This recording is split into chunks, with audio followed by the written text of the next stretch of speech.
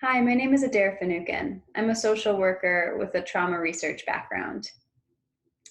This little video is called Creating Safe Spaces for Children Using a Trauma-Informed Care Lens. When we're thinking about trauma-informed care principles, safety really is the bedrock. We want children to feel emotionally and physically safe in whatever environment we're working with them.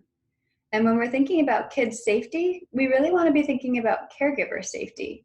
The more comfortable a caregiver is in a situation, the more that child is going to be able to look to the caregiver and understand that this situation is okay, it's safe, and it's fine to just be honest and open.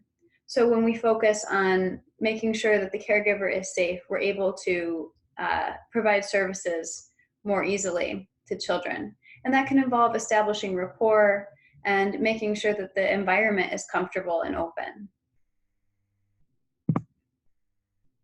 We want to also be thinking about cultural, historical, and gender issues.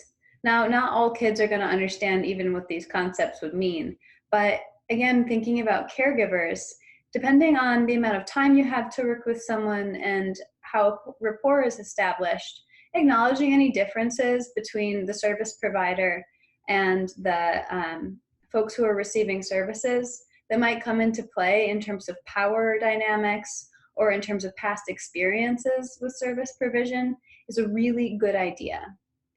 Also, making sure that if you have pictures on your walls, that the pictures of children or families are representative of the populations that you're working with.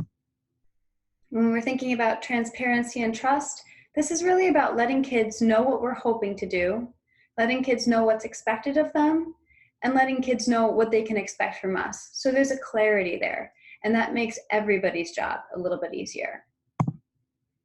Empowerment, voice, and choice. So as adults, we tend to be dictators a lot of the times with kids. We just tell them how things are going to be. If we want to promote empowerment, voice, and choice, we want to push to engage kids and ask them if we might hear their voices, hear what they think about things. So choice is also huge when we're talking about little kids who have experienced trauma, since nobody chooses trauma or it wouldn't be trauma. So that can offer kind of a buffering effect if you're working with children who are specifically trauma survivors. And when we're thinking about empowerment, it's about getting down onto their level, right? So physically, if they're at a table or a chair that's smaller, maybe moving down towards them. And also mentally thinking about what things are like from their perspective. Peer support.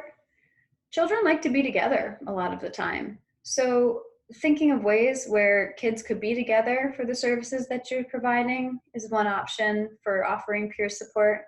And then also thinking about peer support in terms of the service provider, making sure that we're getting enough peer support from the people around us, supervisors, coworkers, that sort of thing, so that we're supported in our work.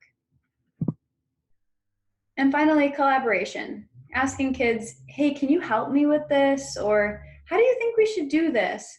Is a great way to kind of get them involved in the services that you're offering them. So short and sweet, I hope this video has been helpful, and I hope you have a great day.